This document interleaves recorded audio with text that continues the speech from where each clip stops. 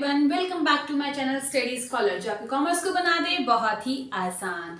आज इस वीडियो में हम पढ़ेंगे अपना मैक्रो इकोनॉमिक्स का यूनिट 2 मनी एंड बैंकिंग और चैप्टर हमारा होगा बैंकिंग। इस वीडियो में हमने पढ़ना है कि कॉमर्शियल बैंक क्या है, कॉमर्शियल बैंक के फंक्शंस क्या हैं और इससे रिलेटेड क्रेडिट क्रिएशन प्रोसेस, मतलब कॉमर्शियल बैंक कैसे क्रेडिट क्रिएट करता है।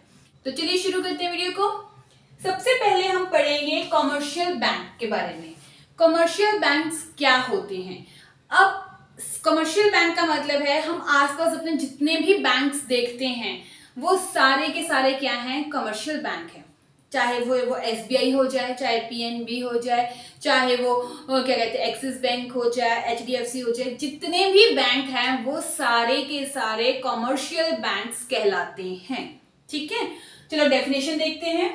कमर्शियल बैंक क्या कहते हैं कि these are those financial institutions, ये वो फाइनेंशियल इंस्टीट्यूशंस हैं that performs the function of accepting deposit, जो डिपॉजिट को एक्सेप्ट करते हैं, ग्रांटिंग लोन, जो लोन देते हैं, and making investment with the aim of earning profit. अब सिंपल लैंग्वेज में कमर्शियल बैंक क्या है? अगर हमें कभी लोन चाहिए होता है तो हम कमर्शियल बैंक के पास जाते हैं ना, मतलब बैंक्स के पास जाते हैं, हमें पैसा दे दो, ठीक है। या जब हमने अपने कुछ पैसे जो सेव कर लिए होते हैं तो हम उससे डिपॉजिट करवाने जाते हैं। तो जब हम डिपॉजिट करवाने जाते हैं तो कमर्शियल बैंक क्या करता है, उसको एक्सेप्ट कर लेता है ना। तो वो क्या काम कर रहा है, हमारे डिपॉजिट्स को एक्सेप्ट कर रहा है। जब हमें लोन चाहिए होता है तो वो हमारे को लोन भी देता है। जब हम और इवन अगर चाहता है कमर्शियल बैंक प्रॉफिट कमाना तो उसके बेसिस पे वो इन्वेस्टमेंट भी करता है। ठीक है, अब हम पढ़ते हैं functions of commercial bank. Commercial bank क्या क्या काम करता है? कमर्शियल बैंक के जो फंक्शंस हैं उसको हमने दो पार्ट्स में डिवाइड किया है, primary function and secondary function. ठीक है, तो सबसे पहले हम जो पढ़ेंगे वो पढ़ेंगे प्राइमरी फंक्शन। कमर्शियल बैंक के जो प्राइमरी फंक्शन है वो सिर्फ और सिर्फ दो ही हैं। कौन से हैं? Accepting deposits and advancing loan. ठीक है, तो कमर्शियल बैंक के प्राइमरी फंक्शन कितने हैं? दो हैं, एक डिपॉजिट को एक्सेप्ट करना और लोन्स को ग्रांट करना। अब इसमें क्या हमने देखना है, जब कमर्शियल बैंक डिपॉजिट को एक्सेप्ट करता है लोगों से तो वो तीन टाइप के डिपॉजिट्स जो हैं वो एक्सेप्ट करता है। कौन कौन से हैं वो? Number one is current account deposit. जो करंट अकाउंट डिपॉजिट है ये क्या होता है? ये जो डिपॉजिट अकाउंट है ना, ये बिजनेसमैन लोगों के लिए होता है। पहली बात तो क्लियर, ऐसे लोगों के लिए ओपन किया जाता है ये वाला अकाउंट जो बिजनेस या ट्रेडिंग में इन्वॉल्व होते हैं, जिनके लिए बार बार पैसा आज भी निकाल रहे हैं, कल डिपॉजिट करवा रहे हैं, फिर आज निकाल रहे हैं, तो जिनकी ट्रांजेक्शन रेगुलर होती है। तो ये जो अकाउंट होता है ये किन के लिए होता है? बिजनेसमैन वगैरह के लिए होता है। अब इसमें रेगुलर ट्रांजैक्शन होती है, कभी पैसा निकल रहा है, कभी डिपॉजिट हो रहा है, तो इसकी वजह से इस पर जो इंटरेस्ट होता है कुछ भी नहीं मिलता। ठीक है, समझ आई? करंट अकाउंट डिपॉजिट्स कौन से होते हैं? ये अकाउंट उन लोगों के लिए खोले जाते हैं जो बिजनेस एक्टिविटीज में इन्वॉल्व होते हैं, जो रेगुलर ट्रांजैक्शंस करते हैं। रेगुलर ट्रांजैक्शंस होने की वजह से उन्हें कोई भी इंटरेस्ट इस पे नहीं मिलता है। ठीक है, नेक्स्ट कौन से डिपॉजिट एक्सेप्ट करता है? Saving account deposits. ये कौन से अकाउंट है? जो हमारे सभी के होते हैं। जैसे हम कुछ पैसा सेव कर लेते हैं तो अकाउंट में अपना डिपॉजिट करवाते हैं, तो वो जो अकाउंट होता है वो हमारा होता है सेविंग अकाउंट डिपॉजिट। ठीक है, अब सेविंग अकाउंट डिपॉजिट्स में क्या है कि हमें इंटरेस्ट मिलता है बट वो कम मिलता है। ठीक है, सेकेंडली हम सारा का सारा पैसा एक साथ नहीं निकाल सकते। ठीक है, तो हम विड्रॉल जो होते हैं, विड्रॉल ऑफ मनी जो है वो कंप्लीटली नहीं कर पाएंगे। इसके लिए हमें कुछ ना कुछ पैसा बैंक में छोड़ना पड़ेगा। ठीक, इसीलिए यहाँ पर जो है, पर हम अपना पैसा कभी भी निकाल सकते हैं। तो जब मर्जी हम निकाल सकते हैं और कई टाइम तक हम शायद ना भी जरूरत पड़े तो हमें नहीं भी निकालना पड़े पैसा। तो इस वजह से ये बैंक हमें यहाँ पर इस अकाउंट पर इंटरेस्ट भी प्रोवाइड करवाता है। ठीक है, नेक्स्ट है फिक्स्ड अकाउंट डिपॉजिट। अगर फिक्स्ड अकाउंट को पढ़े ना तो सिंपल कहते हैं एफडी। भाई हमने एफडी की है इतने रुपए की, मेरी 10 एफडीज हैं, ये वही फिक्स्ड अकाउंट डिपॉजिट है। फिक्स्ड अकाउंट डिपॉजिट जो होते हैं इसके ऊपर जो इंटरेस्ट होता है वो बहुत ही ज्यादा हाई होता है। अब ये इंटरेस्ट हाई क्यों होता है? क्योंकि हम बिफोर मैच्योरिटी हम पैसा नहीं निकाल सकते।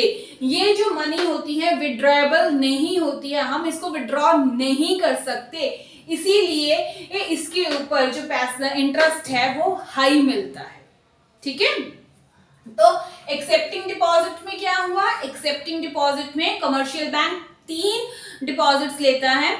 एक करंट अकाउंट जिसपे वो कुछ भी इंटरेस्ट नहीं देता है और ये अकाउंट बिजनेसमैन का होता है। सेविंग अकाउंट जिसपे वो लेस इंटरेस्ट देता है, जो हम सबके अकाउंट होते हैं। ठीक है, और इससे हम पैसा सारा का सारा एक साथ विड्रॉल नहीं कर सकते। थर्ड वन इज एफडी, जिसको हम फिक्स्ड अकाउंट डिपॉजिट कहते हैं। इस पर इंटरेस्ट बहुत हाई पे करता है क्योंकि एफडी के मैच्योर होने से पहले हम उसमें से पैसा नहीं निकाल सकते। अब एफडी के मैच्योर होने का मतलब है कि अगर मैंने 1 साल तक एफडी कराई है ना, तो 1 साल का जो टाइम ड्यूरेशन है वो उसको मैच्योरेशन पीरियड कहते हैं। मींस 1 साल के बाद वो एफडी मैच्योर हो जाएगी, तो वो उस टाइम से पहले 1 साल से पहले मैं पैसा नहीं निकाल सकती। क्लियर? अब हम आते हैं सेकेंड फंक्शन पे, एडवांसिंग लोन। अब ये एडवांसिंग लोन का मतलब क्या है? जब उसने डिपॉजिट एक्सेप्ट कर लिए, अब वो हमारे को लोन भी प्रोवाइड करवाता है। हम लोगों की अगर एग्जांपल लेते हैं, मुझे कोई घर बनाना है, मुझे कार खरीदनी है, तो हम लोन लेते हैं ना। तो ये लोन क्या है? ये यही फंक्शन है कमर्शियल बैंक का, एडवांसिंग लोन। ठीक है, तो अब ये जो लोन भी देता है 3 टाइप्स के देता है, short term, long term, demand loan. अब ये क्या है? शॉर्ट टर्म जो होते हैं ये होते हैं लेस देन 1 ईयर, जो 1 साल से कम के लोन होते हैं, छोटे लोन होते हैं, उन्हें हम शॉर्ट टर्म लोन्स कहते हैं। ठीक है, next is long term loan. Long term loan जो होते हैं वो मोर देन 1 ईयर होते हैं, 1 साल से ज्यादा के लिए होते हैं। इन्हें हम कैश क्रेडिट भी कह सकते हैं क्योंकि इसमें जो लोन दिए जाते हैं वो हमें करंट एसेट्स के अगेंस्ट भी मिल जाते हैं। करंट एसेट्स कौन से होते हैं? Shares, bonds. ठीक है, तो मतलब जो लॉन्ग टर्म लोन्स हैं वो हमें करंट एसेट के अगेंस्ट भी मिल सकते हैं, जैसे शेयर और बॉन्ड्स। और बाकी अगर हम अपनी कोई और सिक्योरिटीज देना चाहें तो वो उसके अगेंस्ट भी मिल जाएंगे। Next is demand loan. जैसे नाम से पता चल रहा है कि डिमांड पे दिया जाता है। अब इसमें क्या होता है, जैसे बैंक ने लोन दे दिया किसी को, ठीक है, तो बैंक ने उसको एक टाइम पीरियड दिया था कि भाई 6 महीने के बाद मैं कभी भी डिमांड अपना लोन मंगवा सकता हूं। अब पर्सन ने तो फॉर एग्जांपल 3 इयर्स के लिए लिया है या 4 इयर्स के लिए लिया है, बट बैंक ने ये साथ में कह दिया है कि आपका जो लोन है वो डिमांड लोन की कैटेगरी का है। इट मीन्स मैं आपको 8 महीने का टाइम देता हूं, 8 महीने के बाद अगर मुझे जरूरत पड़ी तो मैं आपसे लोन मंगवा सकता हूं कभी भी। ठीक है, एक फिक्स टाइम एक दे दिया जाता है कि उससे पहले नहीं मांगेंगे, बट जैसे 8 मंथ हो जाएंगे तो उसके बाद अगर बैंक को जरूरत पड़ती है पैसों की तो वो अपने लोन को रिकॉल कर सकता है, बुला सकता है, मंगवा सकता है। ठीक है, क्लियर? तो एडवांसिंग लोन में का मतलब क्या है? शॉर्ट टर्म लोन जो 1 साल से कम हो, लॉन्ग टर्म लोन जो मोर देन 1 ईयर हो, डिमांड लोन ऐसे लोन जो एक फिक्स टाइम पीरियड निकलने के बाद कभी भी रिकॉल किए जा सकते हैं। क्लियर? चलिए अब हम पढ़ते हैं सेकेंडरी फंक्शन। अब कमर्शियल बैंक के सेकेंडरी फंक्शंस क्या हैं? सेकेंडरी फंक्शन में सबसे पहला जो फंक्शन है वो है overdraft facility. Overdraft means over means कोई चीज ओवर होना। तो ओवरड्राफ्ट फैसिलिटी क्या है, एक एग्जांपल से समझते हैं। फॉर एग्जांपल मेरा जो बैंक है उसमें 1000 रुपीज है, ठीक है, मेरे बैंक में सिर्फ 1000 रुपए हैं। बट जब मैंने किसी से सामान लिया या मैंने कहीं से कोई पेमेंट की तो मुझे वहां पर जो मेरा बिल बना वो 1200 रुपए का बन गया। मेरा जो बिल बना वो कितने का बना? 1200 का। अब जो मैंने पेमेंट देनी है वो 1200 की देनी है, पर मेरे बैंक में तो 1000 रुपए ही है, या मैं को चेक काट के दे रही हूँ तो वो तो सिर्फ 1200 रुपए का दिया, पर मेरे बैंक में 1000 रुपए हैं। और अगर वो पर्सन बैंक में चेक लगाएगा तो चेक मेरा क्या हो जाएगा? बाउंस हो जाएगा। तो ऐसे केस में अगर मेरे पास ओवरड्राफ्ट फैसिलिटी है, ठीक है, तो बैंक क्या करेगा? उसे 1200 रुपए पे कर देगा। मींस जो ये 200 रुपए है ना, ये बैंक है, ये बैंक पे करेगा अपनी साइड से, इसके ऊपर वो इंटरेस्ट भी चार्ज करेगा वो। क्लियर? तो ये कहलाती है ओवरड्राफ्ट फैसिलिटी। मींस आपके बैंक में सफिशिएंट अमाउंट नहीं है, पर आप अगर चेक काट के दे रहे हो और आपके पास अगर ओवरड्राफ्ट फैसिलिटी है तो बैंक आपको थोड़ा सा अमाउंट एक्स्ट्रा आप निकाल सकते हो, आप वहां से विड्रॉल कर सकते हो, जितना आपका बैलेंस है उससे थोड़ा सा ज्यादा विड्रॉल कर सकते हो, ठीक है, और बैंक उसके ऊपर चार्ज भी करेगा। बट ये जो ओवरड्राफ्ट फैसिलिटी है ये सभी को नहीं मिलती, ये बहुत ही कम लोगों को, जो रेप्यूटेड बिजनेसमैन होते हैं उन्हीं को मिलती है, सभी को नहीं मिलती। और ये जो डिफरेंस है ना थोड़ा बहुत ही होता है, ये नहीं है कि आपने 1,00,000 रुपए का सामान लिया और आपके बैंक में सिर्फ 10,000 रुपए हैं, इतना ज्यादा डिफरेंस नहीं होना चाहिए, थोड़े अमाउंट का ही डिफरेंस की फैसिलिटी ये अवेलेबल करवाती है। क्लियर?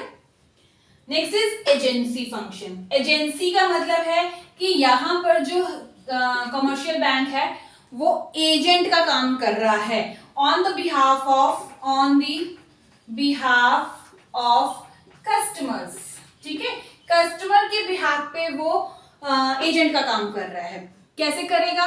वो हमारे बिल पे कर देगा, वो ट्रांसफर कर देगा हमारे फंड्स, या फिर अगर हम फॉरेन एक्सचेंज वगैरह परचेज करते हैं, सेल करते हैं, तो वो भी हमारे काम कर सकता है। अब इसका एक और एग्जांपल सिंपल, जैसे अगर आपने कोई चीज ईएमआई पे ली है तो बैंक हर एक डेट को, एक पर्टिकुलर डेट को आपके बैंक से डिडक्ट कर लेता है ना उतनी ईएमआई, तो वो क्या है? वो उसका एजेंट का फंक्शन ही कहलाता है। आपको इसके लिए स्पेशली बैंक में नहीं जाना पड़ रहा कि बैंक में जाओ और वहां पर जाके आप डिपॉजिट करवा के आओ, नहीं, बैंक ऑटोमेटिकली आपके बैंक से डिडक्ट कर लेता है।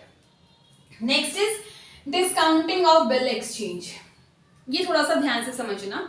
फॉर एग्जाम्पल, अगर आपने एक कहीं से एक सामान लिया 1,00,000 रुपए का, ठीक है, तो आपने क्या किया? 1,00,000 रुपए का सामान ले लिया आपने, तो अब आपने उसको पेमेंट करनी है, तो पेमेंट की जगह पे आपने उसको बिल ऑफ एक्सचेंज बना के दे दिया कि जो पेमेंट है मैं 1,00,000 की, वो पेमेंट आपको 1 महीने बाद मैं पे कर दूंगा, ठीक है। तो आपने उसको पर बिल ऑफ एक्सचेंज बना के दे दिया है, एक बिल बना के दे दिया है। क्लियर? बाई चांस उस पर्सन को जो पैसों की रिक्वायरमेंट है वो 2 दिन बाद या 10 दिन बाद ही पड़ गई, जरूरत पड़ गई उसे पैसे की, तो वो क्या करेगा? वो जो बिल ऑफ एक्सचेंज है उसे लेकर बैंक के पास जाएगा और बैंक से पैसा ले लेगा, ठीक है, जितना भी पैसा होगा वो उससे ले लेगा। बैंक यहाँ पे थोड़ा सा कमीशन अपना काटेगा। मींस अगर आपने 1,00,000 का सामान लिया है तो उसको पूरा 1,00,000 नहीं मिलेगा, कुछ पोर्शन बैंक कट करके, अपना इंटरेस्ट कट करके उसको पैसा दे देगा, ठीक है। अब उसको पैसा मिल गया। बैंक का जो पैसा है वो क्या होगा कि जब बिल ऑफ एक्सचेंज मैच्योर होगा तो तब बैंक वाला जो है वो दूसरे पर्सन जिसने पे किया था, जिसने बनाया था वो बिल ऑफ एक्सचेंज, उसके पास जाएगा और उससे 1,00,000 रुपीस ले लेगा, ठीक है। क्लियर? तो इसे हम कहते हैं discounting of bill exchange. Next है जर्नल यूटिलिटी फंक्शन। अब जर्नल यूटिलिटी फंक्शन में हम क्या, कमर्शियल बैंक हमारे को कौन सी फैसिलिटी देता है? लॉकर फैसिलिटी हो जाती है। अगर हमारे पास घर में सामान रखने के लिए, कैश या सोना रखने के लिए कबर्ड्स वगैरह या सेफर्स नहीं है तो बैंक हमारे को लॉकर फैसिलिटी प्रोवाइड करवाता है। नेक्स्ट इज, इसमें आप और एग्जांपल ले सकते हो, ट्रेवलर्स चेक। ट्रेवलर्स चेक का मतलब क्या होता है? एग्जाम्पल सुनो, अगर आप एक जगह से दूसरी जगह जा रहे हो और आपके पास अच्छा खासा कैश है, तो आप उस कैश को कैरी करके जाओगे तो आपके माइंड में भी डर रहेगा कि कहीं गुम ना हो जाए, ठीक है, कहीं रास्ते में कहीं कोई चोरी ना हो जाए। तो इस डर को कम करने के लिए बैंक हमारे को ट्रेवलर्स चेक की फैसिलिटी देता है। इसमें क्या होता है कि बैंक हमारे को एक चेक बना के दे देगा, जितना भी अमाउंट का होगा वो बना के दे देगा। हम उस चेक को लेकर जाएंगे, जब जिस जगह पे हम पहुंचेंगे वहां पर जाके बैंक से उस अमाउंट का चेक हम एनकैश करवा सकते हैं। मींस वहां से बैंक से हम कैश ले सकते हैं। इससे क्या हुआ, जो रास्ते में आने वाली जो प्रॉब्लम थी या हमारी जो टेंशन थी कि कहीं पैसा गुम ना हो जाए, चोरी ना हो जाए, इसको कैसे मैं संभाल के रखूं, वो सारी जो टेंशन है वो खत्म हो जाती है। तो बाई चांस अगर चेक गुम हो जाए तो उसका कोई फर्क नहीं पड़ता, आप बैंक को कॉल कर दो कि जो चेक था वो लॉस्ट हो गया, तो बैंक जो है उस चेक को कैंसिल कर देगा। ठीक है, तो ये थे हमारे कमर्शियल बैंक के सेकेंडरी फंक्शंस। इसमें क्या होता था कि ओवरड्राफ्ट फैसिलिटी देते हैं, मतलब एक्स्ट्रा अमाउंट आप विड्रॉल कर सकते हैं, पर ये फैसिलिटी सभी को नहीं मिलती है, रिप्यूटेड बिजनेसमैन को ही मिलती है। Second is agency function, bank जो है एजेंट का काम करता है on the behalf of customers. Third one is discounting of bill exchange, अपने बिल को डिस्काउंट कर सकता है बिफोर मैच्योरिटी, पैसा ले सकता है बैंक से। ठीक है, next one is journal utility function. Journal utility function में लॉकर फैसिलिटी मिल जाती है, ट्रेवलर्स चेक फैसिलिटी मिल जाती है, इसके अलावा भी और अदर फैसिलिटीज हैं जो कमर्शियल बैंक हमें प्रोवाइड करवाता है। आई होप आपको ये सारा कॉन्सेप्ट क्लियर हो गया होगा। चलिए अब हम पढ़ते हैं अपना नेक्स्ट टॉपिक। नेक्स्ट टॉपिक है क्रेडिट क्रिएशन प्रोसेस। ये वेरी इंपॉर्टेंट टॉपिक है क्योंकि सीबीएसई इसमें से बार बार क्वेश्चन पूछता है, तो आपने इस क्वेश्चन को अच्छे से रट्टा मार लेना है, ये तो बहुत इंपॉर्टेंट क्वेश्चन है। ठीक है, तो फर्स्ट क्या है कि क्रेडिट क्रिएशन प्रोसेस क्या है। अगर आपको याद हो, जब हमने ये पढ़ा था कि मनी सप्लाई कौन करता है, who are the producers of money, तो हमने क्या कहा था, एक आरबीआई पढ़ा था, second one is government and third one is commercial bank. तो उसमें हमने कहा था कि जो कमर्शियल बैंक है मनी को सप्लाई करता है through credit creation, credit create करके वो मनी को सप्लाई करता है इकोनॉमी में। तो ये क्रेडिट क्रिएशन वही प्रोसेस है। अब हमने पढ़ना है कि ये प्रोसेस है क्या। क्रेडिट क्रिएशन का मतलब है, इसमें आपको ना क्वेश्चन ऐसे भी आ सकता है कि how does commercial bank creates credit. ठीक है, तो या सिंपल आ जाएगा explain the process of credit creation, तो कुछ भी क्वेश्चन आ सकता है। अब क्रेडिट क्रिएशन क्या है, create credit with initial deposits, ये इसका सिंपल मीनिंग है। क्रेडिट क्रिएशन का मतलब है कि बैंक्स के पास जो इनिशियल डिपॉजिट्स आती हैं उसकी हेल्प से जब वो क्रेडिट क्रिएट करता है, बनाता है और पैसा जनरेट करता है, उसे हम कहते हैं credit creation process. Simple example देती हूं कि अगर बैंक के पास 200 रुपए हैं और उसने उन 200 रुपए को 500 में कन्वर्ट कर दिया है, किसी तरीके से क्रेडिट क्रिएट करके 500 रुपए में कन्वर्ट कर दिया, तो वो प्रोसेस कहलाएगा क्रेडिट क्रिएशन प्रोसेस। अब ये कैसे होता है वो पढ़ते हैं, पर इसके प्रोसेस को समझने से पहले हमें कुछ एजम्पशंस लेके चलना होगा। अब एजम्पशन मींस जिसके ऊपर ये प्रोसेस चलता है। पहली एजम्पशन क्या है, all banks are one unit, कि सारे बैंक्स जो हैं वो एक ही यूनिट में काम कर रहे हैं। ठीक है, and second one is all transactions are done through bank, कि जितनी भी ट्रांजेक्शन हो रही है वो बैंक के थ्रू ही हो रही है, मतलब पैसा घूम के बैंक के पास ही आएगा। क्लियर, तो ये दोनों एजम्पशंस हमें जरूर वहां पे मेंशन करनी है, विदाउट इन एजम्पशंस के आप इसको सॉल्व नहीं कर सकते। ठीक, अब एग्जाम्पल लेके चलते हैं कि बैंक के पास इनिशियली 1000 रुपीज है, तो हमने सपोज कर लिया, सपोज बैंक के पास कितने रुपीज हैं, बैंक हैज 1000 रुपीज, बैंक के पास 1000 रुपीज है। ठीक है, साथ में हमने ये भी मान लिया कि जो हमारी LRR रेशियो है वो है 20%, ये हमने एज्यूम कर लिया। ये भी एज्यूम किया कि 1000 रुपए हैं और ये भी एज्यूम किया कि LRR जो है वो 20% है। अब ये LRR क्या है, this is legal reserve ratio, legal reserve ratio क्या होती है ये? इसका मतलब है कि बैंक के पास जितना भी पैसा है उसका कुछ पोर्शन वो अपने पास रखेगा in the form of cash. ठीक है, लीगल रिजर्व रेशियो का मतलब क्या है कि बैंक के पास जितने भी डिपॉजिट्स हैं उसका कुछ पोर्शन वो अपने पास कैश की फॉर्म में रखेगा, बाकी जो बचा कुचा पैसा है उससे वो लोन ग्रांट कर सकता है, उससे वो क्रेडिट क्रिएट करेगा। ठीक है, तो लीगल रिजर्व रेशियो डिसाइड कौन करता है? It is decided by RBI. ये आरबीआई हमें डिसाइड करके देगी। कमर्शियल बैंक अपनी मर्जी से 20% रख ले, कभी 25% रख ले, नहीं। आरबीआई ने जितना डिसाइड किया होगा उतने लीगल रिजर्व्स हर एक कमर्शियल बैंक को अपने पास रखने होंगे in the form of cash. अब ये किस लिए यूज होते हैं?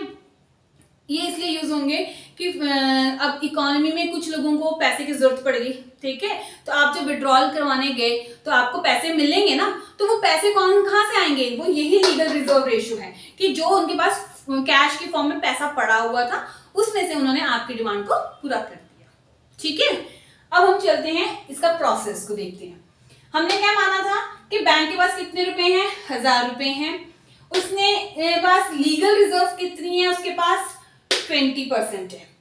अब हम इसको एक ग्राफ में कन्वर्ट कर लेते हैं, फेसेस बना लेते हैं। फेस 1, नंबर 2 डिपॉजिट्स,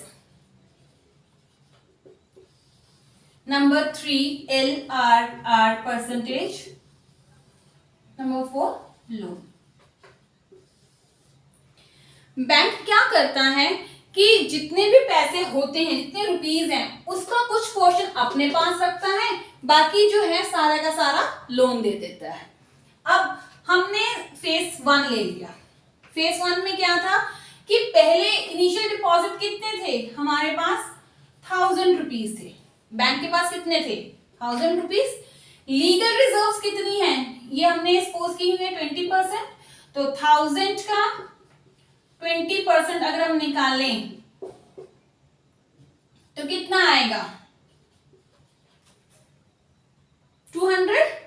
ठीक है, अब 1000 में से 200 वो अपने पास रखेगा कैश की फॉर्म में, बाकी जो है कितना बचा माइनस करोगे, 800 रुपीस का वो लोन दे देगा। ठीक है, सेकेंड फेज। अब ये लोन किसको गया है?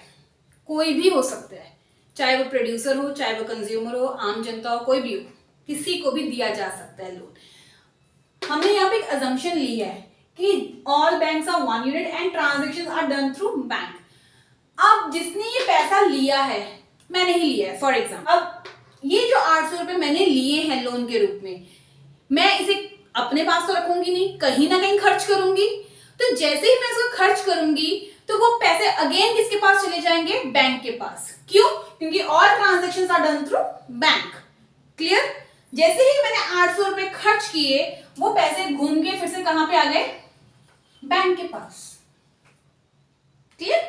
अब इसका अगर हम 20% निकालें तो कितना आएगा? 160। ठीक है, 800 में से अब हम 160 को माइनस करेंगे। जब हमने इसको माइनस किया तो हमारे पास कितना आया? 640 रुपीस। अब बैंक क्या करेगा? 640 रुपीस लोन दे देगा और 160 रुपीस अपने पास रखेगा कैश की फॉर्म में। क्लियर? अब जिसको भी उसने, अब मैं नहीं ले रही हूं, अब शायद कोई और पर्सन आके ये लोन लेकर गया, उसने कहीं पर तो खर्चे हैं, जब खर्चे तो वो घूम फिर के फिर से कहां पर आ गए? बैंक के पास आ गए। 640 रुपीस।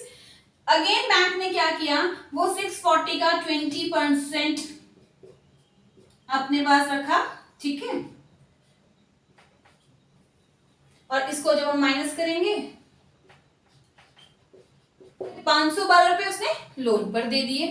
ठीक है, तो अब ये जिस पर्सन को लोन पे दिए हैं, अगेन वो कहीं खर्चेगा और ये प्रोसेस चलता जाएगा। ठीक है, जब तक जो ये इनिशियल डिपॉजिट है 5000 ना हो जाए। क्लियर? ये जो LRR है 1000 ना हो जाए और ये जो है 4000 ना हो जाए, ये तब तक ये प्रोसेस कंटिन्यू रहेगा। अब आप क्वेश्चन करोगे कि भाई मैम ये आपने यहाँ पे 5000 ही क्यों लिखा, 10,000 क्यों नहीं लिखा? तो ये जो अमाउंट मैंने लिखी है ये किसके बेसिस पे होती है? ये होती है LRR के बेसिस पे। अब मैंने यहाँ पे 5000 लिखा है, ये कैसे निकाला? तो कमर्शियल बैंक ने, अगर मैं बात करूं कितना क्रेडिट जनरेट किया, 5000 रुपए। तो ये क्रेडिट जनरेशन की प्रोसेस कितने अमाउंट में होगा, ये कैसे पता चलता है? Credit creation is equals to 1/LRR percentage. ठीक, LRR परसेंटेज हमारी 20% थी। जब आप इसको कन्वर्ट करोगे तो कितना आ जाएगा? इस तरीके से आएगा 20/100। तो आप इसको ऐसे लिखोगे 100/20, तो 5 टाइम्स। इट मींस जितना भी इनिशियल डिपॉजिट है उसका 5 टाइम्स कमर्शियल बैंक जनरेट करेगी। तो 1000 का 5 टाइम्स कितना होता है? 5000, इसलिए मैंने यहाँ पे 5000 लिखा। और इस लोन्स का 4000 एंड लीगल रिजर्व 1000। ठीक है, तो इसे हम कहते हैं credit creation process. Credit creation का मतलब क्या था कि बैंक ने अपने इनिशियल डिपॉजिट से बहुत सारा पैसा जनरेट किया, मतलब अपने इनिशियल डिपॉजिट से 5 टाइम्स जो है डिपॉजिट्स जनरेट किए, क्रेडिट जनरेट किया। This is called credit creation process of commercial bank. Commercial bank economy में मनी की सप्लाई को इस तरीके से बढ़ाता है। 1000 रुपए से उसने 5000 कर दिए ना, तो मनी तो बढ़ गई इकोनॉमी में। तो इस तरीके से कमर्शियल बैंक अपने इकोनॉमी में पैसे को इंक्रीज करता है। अब एक चीज याद रखना, अगर ये LRR रेशो हाई होगी, ठीक है, तो क्या होगा? मतलब ये जो मैं 20% लिया है, फॉर एग्जाम्पल ये 40% हो जाए, तब तो क्रेडिट जो क्रिएशन है वो कितना होगा? Credit creation is equals to 1R, ये परसेंट था, तो मींस आप लिखोगे 1/40% विच इज इक्वल्स टू 100 ये कितना हो जाएगा? 2.5। मींस अब जो क्रेडिट क्रिएट होगा वो सिर्फ 2.5 गुना ही होगा, मतलब पहले से कम हो गया। पहले हम 5 टाइम्स इंक्रीज कर रहे थे, 1000 से हमने 5000 बनाए, पर अगर ये LRR हाई हो जाए, बढ़ जाए, तब ये जो रेशो है 2.5 टाइम्स ही इंक्रीज होगी। ठीक है, 2.5 टाइम्स इंक्रीज होने का मतलब है पहले से कम होगी। अगर ये रेशो इंक्रीज हो जाएगी तो 2.5 अगर निकाले तो 2,500 ही इसलिए सिर्फ और सिर्फ जनरेट कर पाएगा, पहले से कम।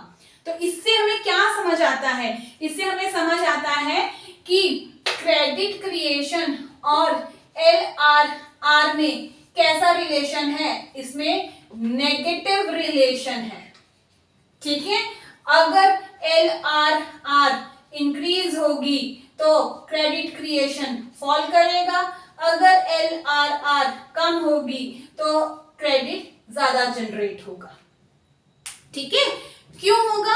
अब इसका भी एक रीजन देखो, थोड़ा प्रैक्टिकल सोच के देखो कि अगर बैंक के पास 20% था तो वो इतने रुपीस अपने पास रख रहा था, अगर यही वो 40% मैं यहां पर ले लेती, मींस 1000 का अगर मैं 40% निकालती तो कितना होता? 400 रुपीस। ठीक है, तो बैंक कितना रखता? 400 रुपीस अपने पास रखता और लोन पर कितने देता? 600 रुपीस। जब लोन पर ही कम पैसे जा रहे हैं तो अपने पास वो ज्यादा पैसे रख रहा है, तो ऑब्वियस है कि वो क्रेडिट जो क्रिएट करेगा वो कम करेगा, क्योंकि लोन पर तो उसने कम पैसे दिए ना। जितने ज्यादा पैसे वो लोन पर देगा उतने ही ज्यादा वो क्रेडिट क्रिएट करेगा। इसीलिए अगर हम चाहते हैं कि कॉमर्शियल बैंक ज्यादा क्रेडिट क्रिएट करे तो लीगल रिजर्व रेशियो कम होनी चाहिए। ठीक है, आई होप आपको ये सारा कॉन्सेप्ट क्लियर होगा। फिर भी अगर आपको कहीं पे डाउट हो तो आप मुझे कमेंट सेक्शन में पूछ सकते हैं। ये क्वेश्चन वेरी इंपॉर्टेंट क्वेश्चन है, आपने इसको अच्छे से प्रिपेयर करना है। 3 मार्क्स के अकॉर्डिंगली भी आप इसे प्रिपेयर कीजिए, लॉन्ग क्वेश्चन के हिसाब से भी आप इसे प्रिपेयर कीजिए, बट इसे प्रिपेयर जरूर करना है। ठीक है, सो आई होप आपको ये वीडियो अच्छी लगी हो, और अगर अभी तक आपने मेरे चैनल को सब्सक्राइब नहीं किया है तो please subscribe my channel. Thank you for watching.